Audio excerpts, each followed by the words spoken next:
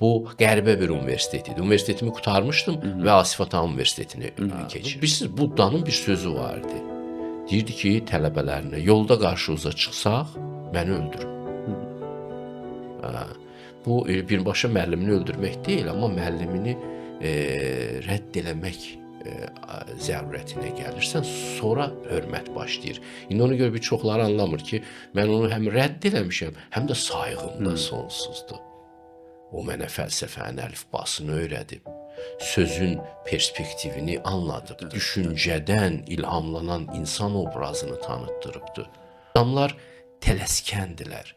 Peyğəmbərdən belə bir söz var ki, deyir mənə bir hərf belə öyrədənin qulu olaram. Bunu bunlar deyərlər, eləməzlər. Amma bu adam mənə hərfdən çox şey öyrədibdir. Mən nətər ona minnətdarlıq edim.